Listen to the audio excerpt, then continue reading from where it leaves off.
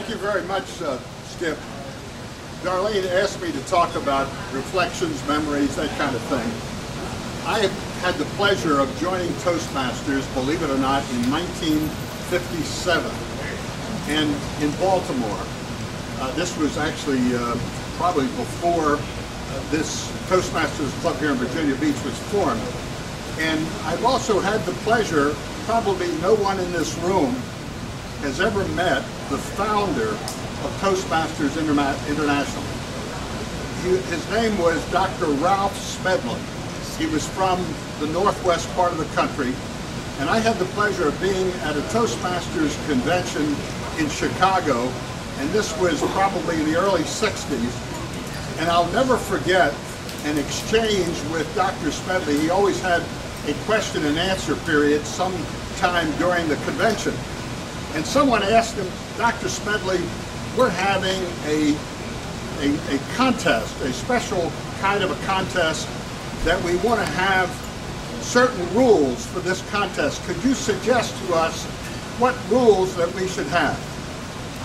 And Dr. Smedley paused for a moment and he looked at the person asking the question and he said, rules are for when brains give out.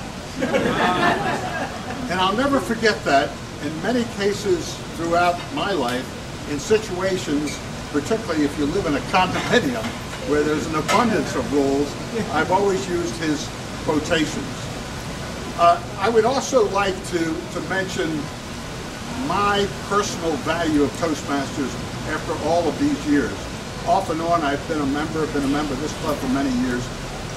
There is no better training that one can get in his lifetime, in her lifetime.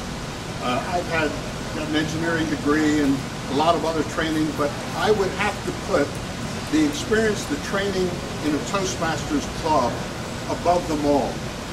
There are situations that occur every day, every week, throughout your lives and throughout mine, that Toastmaster training comes into effect. I'll never forget an instance. I was in the bakery manufacturing business where we made bakery products for other bakeries. And I got a call one day from a Mr. Harold Stroman, who owns Stroman's Bakery in Williamsport, Pennsylvania. They cover the whole state of Pennsylvania and upstate New York. And he said, Jack, come on up here. I want you to make a certain product for us and we'll talk about it. So I and my sales manager flew up there and I expected that Harold was going to have us in his office and we'd have a conversation about a contract. But Harold says, well, just a minute, come on down this hall, and he marched us into a room with 25 of his top managers sitting around the table, and his top production manager said, Mr. Fox, you've come all the way up here to tell us why you're the best to make this product for us. Tell us why. And I just thought back to, this is table topics. And I said, gentlemen, ladies, I'm here to tell you why we're the best. And I went on, but that training, falling into that pattern, every couple of weeks, every month at a Toastmasters meeting, came into play then and many other cases throughout my lifetime. One other thing I would like to leave you with, one other thought. Probably all of you can think about a time when you have had some measure of success. Maybe it's a promotion, maybe it's a bonus, some measure of success, and you've had friends and peers who come up to you and say, gee, you're lucky. You're lucky. And so, what is the definition of luck? The definition of luck, as I see it, is when preparation meets opportunity and risk. Preparation meets opportunity and risk. And what I mean by that is this. Prepare yourself educationally, go through school, and certainly prepare yourself with Toastmasters. Prepare yourself financially. Save so that when there's an opportunity, you have a treasure chest, a small treasure chest, to draw upon to seize that opportunity. And then search out the opportunities.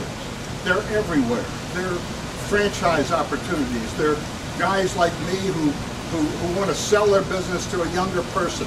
There are all kinds of opportunities in new companies that are forming that need managers. And so comes the last thing, risk.